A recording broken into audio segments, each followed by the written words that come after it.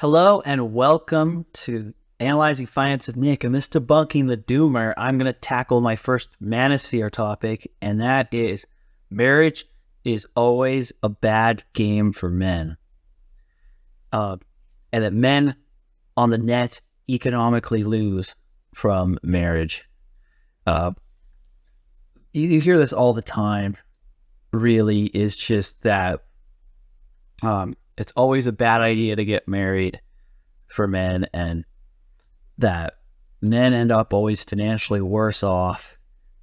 And because of the way that the legal system is structured, that heavily favors women, and also that marriage is a contract that women are incentivized to leave.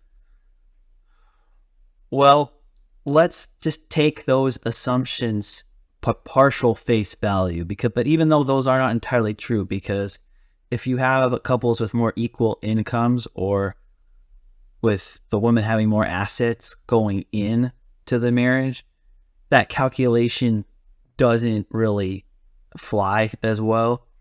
And really, that is becoming more common nowadays. But let's just, again, I want to give them the steelman argument here. Let's just assume that is the case. Even if that is the case, that the divorce laws are rigged against men, and men are going to net lose money if they get divorced. And is it still a bad idea to ever get married? The answer is still no. And there are two main reasons for this. One, there are material benefits for men to be married beyond just having the desire to have a legitimate family. And second, the other thing is that the probabilities of marital failure are over-exaggerated by the manosphere and just mainstream society as a whole. The most popular statistic out there is that 50% of marriages end in divorce. So you have a 50% chance of getting divorced. That's not really entirely true, because that statistic accounts second marriages and third marriages. Like third marriages plus, the divorce rate is close to 70% for third marriages or greater. So in second marriages, it's well over 50%. So if this is your first marriage, the odds of it succeeding are a lot higher. It's close to the list. There's a statistic I saw is that it's about 39% chance of divorce on average. And that's just across all first-time marriages. That's not without any sort of proactive action to lower those risks. And the thing is, there are a lot of proactive actions you can do to lower those risks statistically. First, wait till you're 25 to get married. That materially cuts down divorce rates. Education. Also, couples with both partners having at least a bachelor's degree have a divorce rate that is significantly lower as well. Income too. If you're married to somebody and you're above the poverty line, your marriage is less likely to fail. And then there's also religious beliefs. Couples where both partners share the same religion and are practicing of it have a much lower probability of divorce. And then there are other things you could factor in too. You can look at your partner's history. Like if they have a history of living in a promiscuous lifestyle, or live like the partner or regular partying, or other kinds of casual behaviors that aren't really well suited to loyalty and monogamy, and high risk behaviors is really the term I was looking for, then your marriage is more likely to fail. Those are sometimes harder to vet, but you could generally get a good idea if you screen hard enough. So if you factor, and also like look at also marriages that are not blended families, where there's no kids on either side going in, also have higher success rates. So if you factor all of these other variables in and you just do some due diligence and really find somebody who lines up with your values and has a lot of the green flags that I've just mentioned, your divorce rate is likely to be in the low 20s. In fact, if you get all of these, it's probably be under 20%. There's like a little calculator that you can do based on these variables to predict your probability of divorce. And so that's one way you can mitigate it. It's just that you just got to be more selective on who you decide to marry. And also, just due to modern social trends, marriage isn't becoming the requirement it was in previous generations. And so a lot of people got married just for the sake of getting married.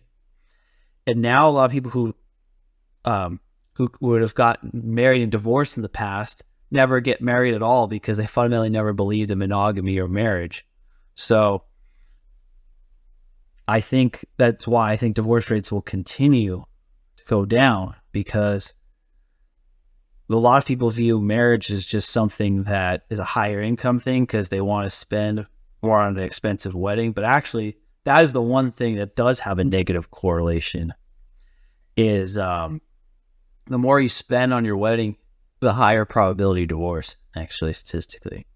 And then the other variable too is like cohabitation. If either partner has a history of cohabitation, even if it's with each other, that also greatly lowers your chances of a successful marriage.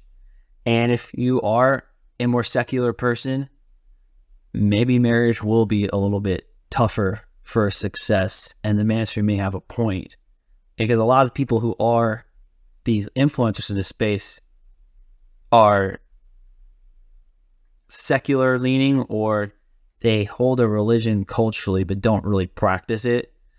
And so because of that, they don't have the spiritual commitment to stay in a marriage in that otherwise has like some minor issues. I'm not talking about the big three that are like unacceptable, which are abuse, abandonment, and adultery, but like more smaller issues that probably could be reconciled, but they may not bother to because of the lack of a spiritual commitment. So that is one way you can mitigate that. Like, the second thing is that prenups are a lot stronger than perceived in the media and the manosphere. The manosphere likes to say, oh, there's no point signing a prenup because it'll just get broken in court anyway. Well, when he looks at the statistics on this, it's not as weak as you think. Like, according to the American Academy of Matrimonial Lawyers, prenups are challenged in 25% of divorce cases. And usually these are challenged for things that are preventable. One, there was a prenup that was supposedly signed under duress. And the way you can get around that is, I think you can really just, and I'm not a lawyer, so please talk to an attorney, not me, about this, is that if you give enough time between signing the prenup and the wedding date, that it's not really under duress because it was well meditated and planned out before. And if you were really worried about that, don't agree to a wedding date until your prenup agreement is signed. Argument, you could say it's not as verbal and not in writing. Obviously, you need to have your contract written by qualified legal professionals, or not notarized, same issue. Or it was, there are some assets that were hidden, and the truth of what is contained in the agreement was not really disclosed. It wasn't really a fair contract one way or the other. And usually a fair contract is that just basically it has provisions that are technically illegal, or that there was a misrepresentation on what assets one party has or the other, or debts. The problem really is that you could say the counter argument from the manosphere would be, oh, they will just argue that any prenup is unfair because of X, Y, and Z. Yeah, you can sue somebody for tripping over a crack in the sidewalk, but does that mean you're going to win that case necessarily? No. So let's just say 50% of these prenup challenges win, and 25% of them are challenged. So that means you have a 1 in 8 chance of your prenup breaking. So the 87% chance that your prenup's going to hold. So if you vet properly, you lower your divorce probability to say 20%, and then you have your prenup done correctly, so you lower your chance of it being broken. In the worst case scenario here, let's say to 12.5 to 20, a little higher, let's say 20%. So therefore, you really only have, if you have your prenup signed and you do your vetting in your marriage, in the event of divorce, a 4% chance of being completely financially destroyed. I mean, there's other factors such as child support and alimony potentially, but the ability to protect yourself is a little bit higher than I think that the manosphere people give you credit for. And then there actually are other benefits. There are statistics show that married men tend to do better financially. A lot of that may have to do just with age, but also I think it's also an inspirational thing. Like if you have a wife and kids that you have the pressure to take care of, you're more likely to work harder and to push yourself to provide a better life for your family versus just being a single guy with really a relatively low cost of living to sustain oneself. So the motivation factor is probably there. The second thing really too here is that there's a major life expectancy. And I think this reason alone is worth getting married, even if everything else I say in this video is false. Because you can't really quantify necessarily the value of human life. So if there are actuaries and the US government has a statistical life value, which is $9.1 million. And let's just say the average life expectancy of somebody is 80 years. So if you can live an extra, say, I don't know, 5 to 20 years, how much is that worth financially? I mean, if you base it at 9.1 million, that's worth anywhere from $450,000 to $2.7 million. So, and that's what the statistics would tell you, is that I've read a lot of data on life expectancy and longevity, because this is something I am pretty concerned about personally, because I would like to live a long time on this earth. And one of the most interesting statistics that have been backed by multiple studies is that married men disproportionately live a lot longer than married men. And the number they use here is if you get married before 50 years old. For men who get married before 50 years old, I've seen studies that show their life expectancy is anywhere from 5 on like the lowest studies I've seen to 24-year difference. Like the most drastic study I saw is that married men at 83 years versus 59 as a life expectancy for men who've never been married before 50. So, and then the most narrow spread I've seen is 81 versus 76. And even if it's somewhere in between, that is just based on the general quantitative model for a human life. That's $1.8 million alone. And honestly, I would pay a lot more than that for an extra 20 years of my life. So you have an ugly divorce and lose millions of dollars after your marriage lasts 5 years and you have an ugly divorce that you lose a bunch of money. And there's no statistical difference between men who've been married before and divorced than men who've stayed married in terms of their life expectancies. It's really, so that life expectancy gap alone, I think, is what makes marriage worth it for men. And the risk of it is lower than I think perceived by the general public.